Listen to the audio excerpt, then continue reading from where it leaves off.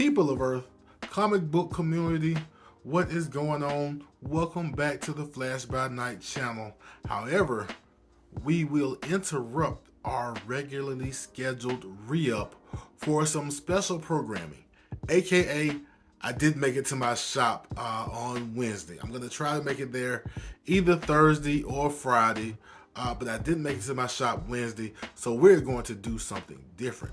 I am going to submit my entry, finally, to Brian LCS's Spider-Man cover challenge. So, Brian LCS, basically for the 60th anniversary of Peter Parker Spider-Man, issued a challenge to show your top 10 Spider-Man covers. And so that's what we're going to do today. I've been having fun with these community challenges, so I figured I'd give this one a shot.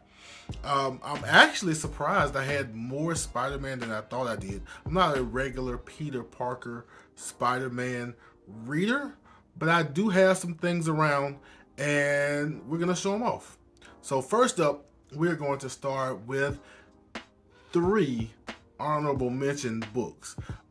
They're technically the same book, but I think you'll know what I'm getting at when we bring this honorable mention book or 3 books. So we have the red, white, and blue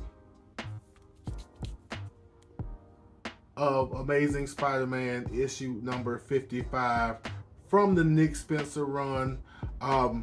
I bought the second and third prints off the shelf, and I got pretty lucky. Some generous person was selling the first print for a really good price, maybe a few months after it came out, and so I grabbed it. So we have the red, white, and blue Amazing Spider-Man 55.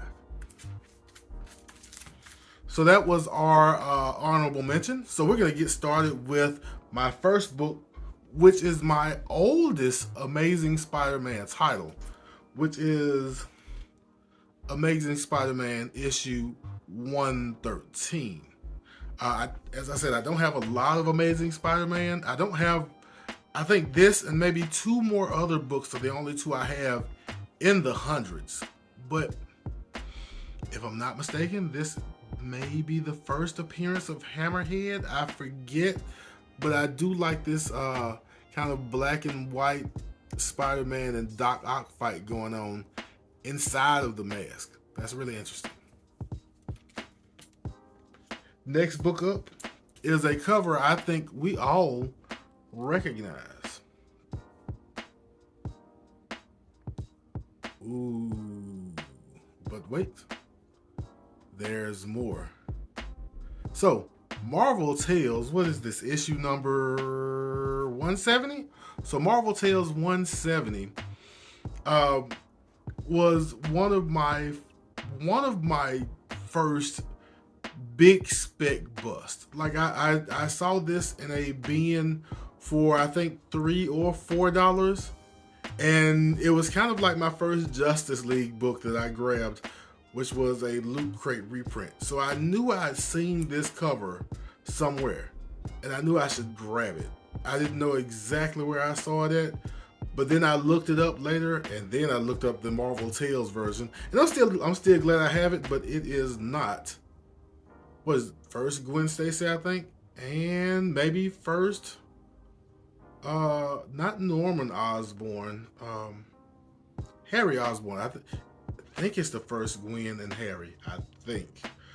But this is the Marvel Tales reprint version. Still pretty cool, not what I thought it was. Next book up, we're going to start getting into what I'm going to term people getting by with a little help from their friend Lee Neighborhood Spider-Man. And that leads us to Amazing Spider-Man number 93. This is that newer Gleason cover. I really like it with the white background and kind of the, I think that's Chasm's outline, I think. But of course, this is the last book in the Beyond Corporation storyline, where we brought Ben Reilly back to the forefront in the Amazing Spider-Man book. Like I said, people getting by with a little help from their friend, the neighborhood Spider-Man. Next book up is Marvel Team Up, issue number 96, with everybody's favorite duck, Howard, again, getting by with a little help from his friend, the neighborhood Spider-Man.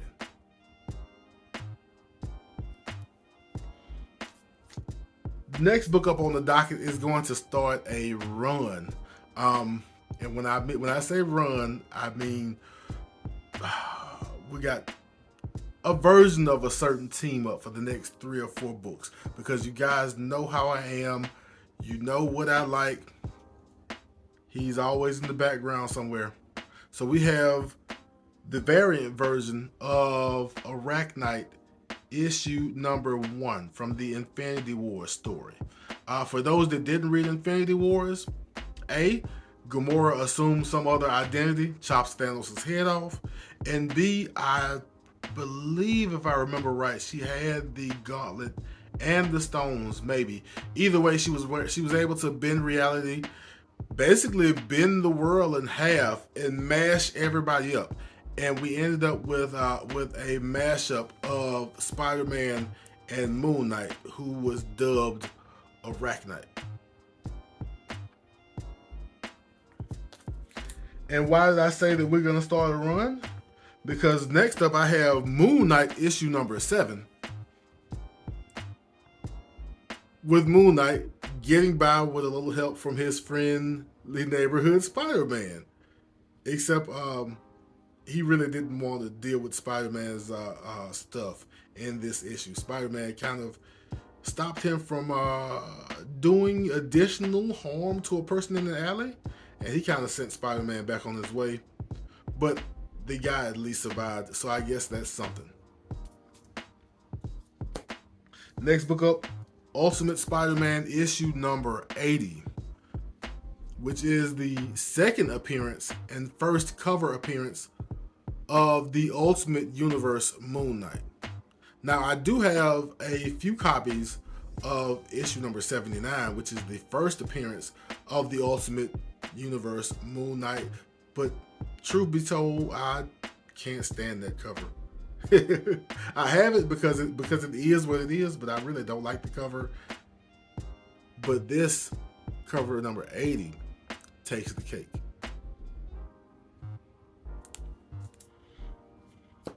Next book up, another Marvel team up, number 144.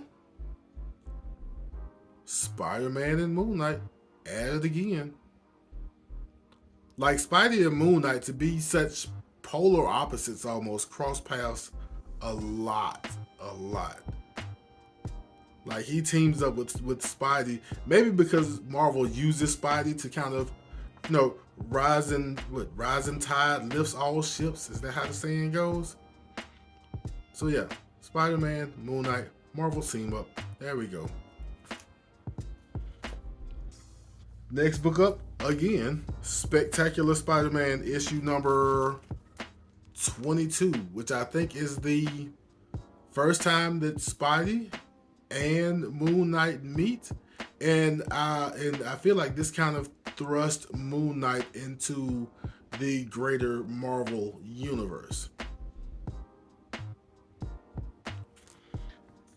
And last book up, last but not least, is actually my first, I think, new Comic Book Day Spec. I saw a new character on the cover. I believe a lot of people saw a new character, and they went out and got this book.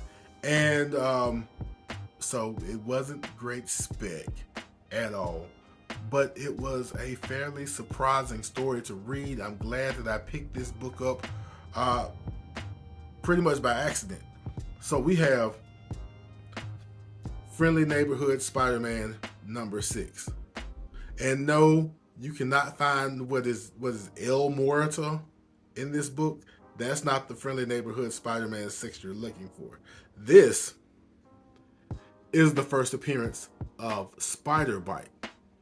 So, you know, we all went out and rushed out. Well, I say all. It may just be me, but we all went and rushed out and got this book because it's the first appearance of Spider-Bite, some little kid Spider-Man that is going to, you know, rock our world, and he's going to be the next big thing, and you know, we're going to all get rich off Friendly Neighborhood Spider-Man issue number 6. But what happens, and don't mind me, I take this book out every time I talk about it. You're just going to have to bear with me.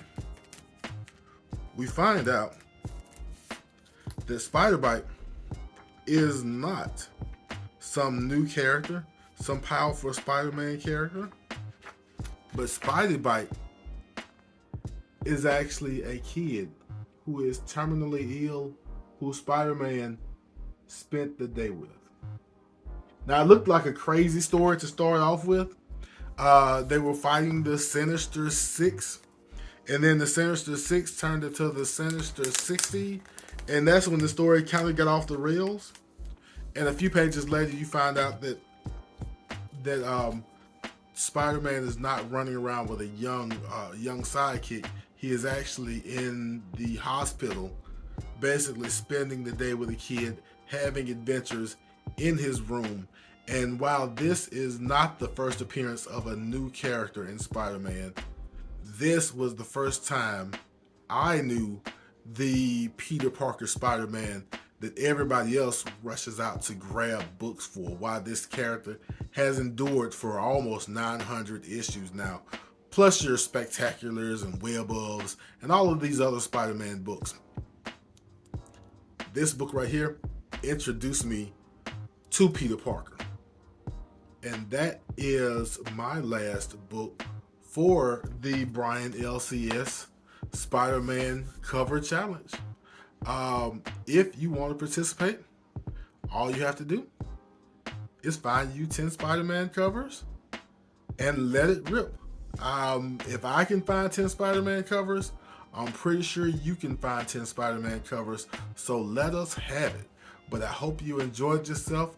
I hope you saw something you liked. If you did enjoy yourself, go ahead and hit that like button. And if you want to keep up with me answering challenges when I don't pick up my comics on Wednesday, go ahead, hit that subscribe button, hit the notification bell. Of course, feel free to leave comments. I should have my books sometime before the week is out. I'll put a re-up out, let you see what I got. Or if it's too late, I may hold it until next week, because next week is a short week and I believe free comic book day. So maybe we should do a video before then to make sure that we don't have too much going on. Anyway, as we always do at this time, love yourself, love others, find your Spidey books, and I will be back in a flash.